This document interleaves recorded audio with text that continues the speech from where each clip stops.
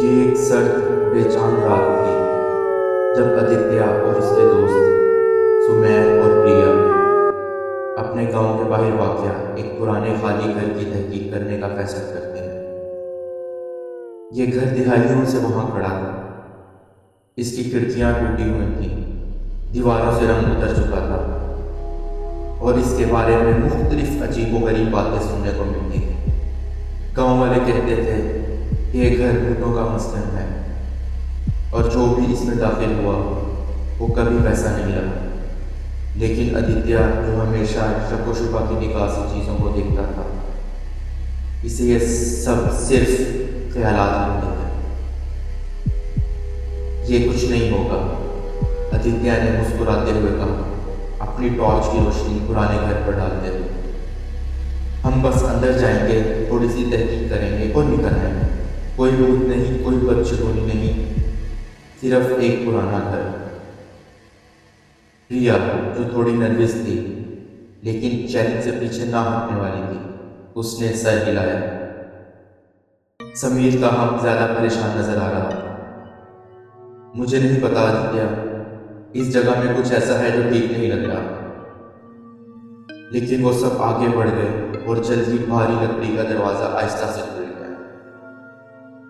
अंदर का माहौल गहरे धूल और मिट्टी से भरा हुआ था और इनके कदमों की आवाज उस सुनसान घर में गूंज रही थी। दीवारों पर पुराने अक्स चिपके थे जिनमें लोगों के चेहरे थे जो वक्त की धुंध में बदम हो चुके थे और इनकी आंखें जैसे हर कदम पर इनके पीछे पीछे चल रही हों। हम बस ऊपर की मंजिल देखेंगे, आदित्य ने कहा, खुद को हौसला देते हुए। हालांकि इसके पेट में गहरी बेचैनी महसूस हो रही थी।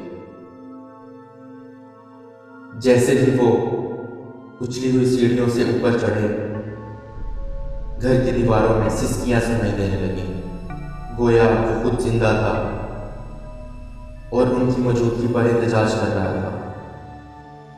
प्रिया रेलिंग को मजबूती से पकड़ते हुए थी, जबकि समीर पीछे हटते हुए बार बार पीछे मुड़कर देख रहा था।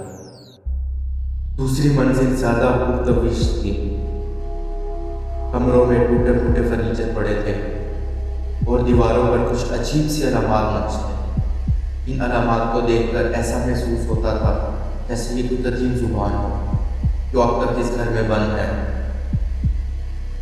ये सब बहुत अजीब है, रिया ने हिम्मत जमा करते हुए कहा।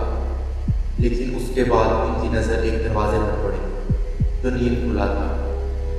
जैसे ही वो इसके करीब गए, अंदर से एक सर्द हवा का झोंका आया और साथ ही एक मध्यम आवाज सुनाई, मदर। समीर की नजरें फैल गई। क्या तुमने ये सुना? आदित्य ने फौरन जवाब दिया, ये कुछ नहीं, सिर्फ हवा का असर है। लेकिन प्रिया और समीर का चेहरा सफेद पड़ चुका था और वो दोनों दरवाजे के अंदर की तरफ बढ़ने के बजाय पीछे हटने लगे। आदित्य ने अंदर झांका और अचानक इसकी नज़र एक चमकती हुई चीज़ पर पड़ी जो ज़मीन पर पड़ी हुई थी। वो आगे बढ़ा और इस चीज़ को उठाया। ये एक पुराना धुंधला अक्स था जिसमें एक गमगीन औरत की तस्वीर थी। इसके चेहरे पर दर्द और खौफ के आसार थे। आदित्य ने अक्स को छुआ और जैसे ही इसकी दुनिया इस पर पड़ी, एक तेज आवाज़ सुनाई दी, तुम नहीं बच पाओगे। प्रिया और समीर ने कांपते हुए कहा, अब हमें यहाँ से जाना होगा। घर की हवा तेज हो गई और दरवाजे के अंदर से अजीब सी सरगोशी आने लगी। उस रात के बाद वो तीनों कभी भी उस घर के करीब नहीं गए और ना ही किसी ने इनसे इनके तजर्बे के बारे में सवाल किया। गांव वाले आज भी उस घर को सरगोशियों वाला घर कहकर पुकारते हैं और कहते हैं कि अगर तुम वहां जाओगे तो तुम्हें वो हम सरगोशियां हमेशा सुनाई देती रहेंगी। नाज़रीन, ये थी हमारी आज की हॉरर स्टोरी।